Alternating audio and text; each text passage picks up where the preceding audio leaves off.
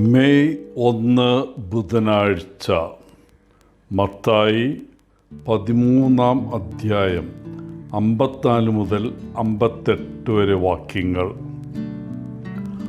Albert Schweitzer ഒരു German ദൈവശാസ്ത്രജ്ഞനും തത്വചിന്തകനും ആഫ്രിക്കയിലെ mission ഡോക്ടറും ആയിരുന്നു.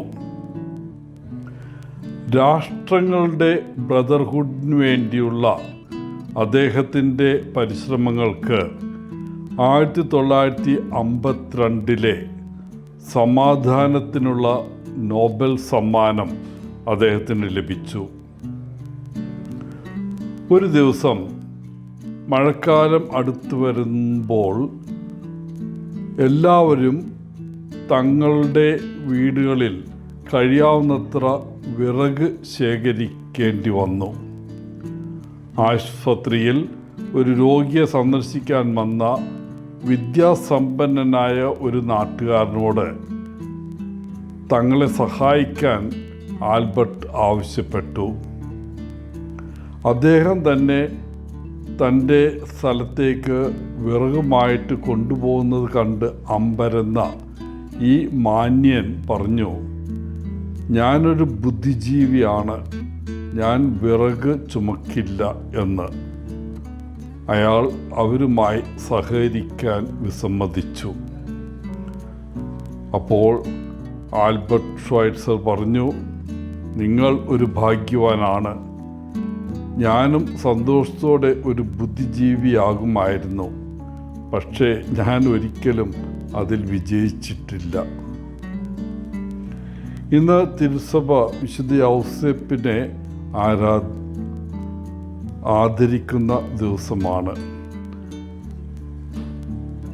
ഔസേപ്പ് ചെയ്തതുപോലെ ദൈവം നമുക്ക് നൽകുന്ന കഴിവുകൾ പരമാവധി പ്രയോജനപ്പെടുത്താൻ ഇന്നത്തെ തിരുനാൾ നമ്മെ പ്രചോദിപ്പിക്കുന്നു. ഔസേപ്പ് പിതാവ് ഒരു മരപ്പണിക്കാരനായിരുന്നു. ഒരുപക്ഷെ അതിലും മികച്ചതും കല്ലും മരവും കളിമണ്ണും കൊണ്ടുള്ള ഒരു വിദഗ്ധനായ തൊഴിലാളിയായിരുന്നുവെന്ന് നമുക്ക് മനസ്സിലാക്കാം. ഇന്നത്തെ കാലത്താണ് ജീവിച്ചിരുന്നെങ്കിൽ ഔസേപ്പിനെ ഒരു എൻജിനീയറായിട്ട് കണക്കാക്കാമായിരുന്നു. തിരുവെഴുത്തുകളിൽ ഔസേപ്പിനെ കുറിച്ച് പറയുന്നത് അവൻ നീതിമാനായിരുന്നു എന്നാണ്. കർത്താവിൻ്റെ കൽപ്പനകളും ചട്ടങ്ങളും പാലിച്ചുകൊണ്ട് ദൈവേഷ്ടം നിറവേറ്റിയ ഒരു വ്യക്തി.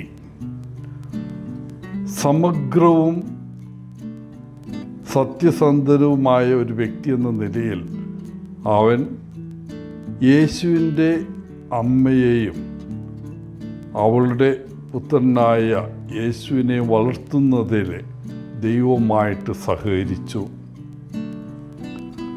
നമ്മുടെ പാരമ്പര്യത്തിൽ നമ്മൾ ഔസേപ്പ് പിതാവിനെ വിശുദ്ധ കുടുംബത്തിൻ്റെ സംരക്ഷകൻ, അതുപോലെ തന്നെ സഭയുടെ സംരക്ഷകൻ എന്നീ പദവികളുമായി ബന്ധപ്പെടുത്തുന്നു. തൻ്റെ കുടുംബത്തിൻ്റെ സംരക്ഷകൻ്റെ ചുമതല നിർവഹിക്കുന്നതിൽ അദ്ദേഹം ശക്തമായ പങ്കുവഹിച്ചു. ഹെറോദസിൻ്റെ ഭീഷണിയിൽ നിന്ന് അമ്മയെയും കുഞ്ഞിനെയും സംരക്ഷിക്കുവാൻ ദൈവദൂതന്മാരിലൂടെ ലഭിച്ച സന്ദേശങ്ങൾ അവൻ അനുസരിച്ചു. മെയ് 1 ഔസേപ്പ് പിതാവ് തൊഴിലാളികളുടെ മധ്യസ്ഥനായ ഔസേപ്പ് പിതാവിൻ്റെ തിരുനാൾ ആഘോഷിക്കുവാൻ കാരണം കമ്മ്യൂണിസ്റ്റ് രാഷ്ട്രങ്ങൾ മെയ് ദിനം തൊഴിലാളികളുടെ ദിനമായിട്ട് ആചരിക്കുന്നുണ്ടായിരുന്നു. അതിനെ പ്രതിരോധിക്കാൻ 1955 പയസ് 12 മാർപ്പാപ്പയാണ് ഈ തിരുനാളിന് ആരംഭം കുറിച്ചത്. ഇതിന് മറ്റൊരു പ്രധാന ഉദ്ദേശം കൂടിയുണ്ട്. അതായത് ജോലിക്കാരുടെ മാതൃകയായിരുന്ന വിശുദ്ധനോടുള്ള ഭക്തി വർദ്ധിപ്പിക്കുക, കൂടാതെ ജോലിയുടെ മഹത്വത്തെക്കുറിച്ച് നമ്മെ ഓരോരുത്തരെയും ഓർമ്മിപ്പിക്കുവാൻ ഈ തിരുനാൾ നമ്മെ സഹായിക്കുന്നു. എല്ലാവർക്കും നല്ലൊരു ദിനം ആശംസിച്ചുകൊണ്ട് ഒത്തിരി സ്നേഹത്തോടെ പോളച്ചൻ CSSR ഫ്രം കേരള.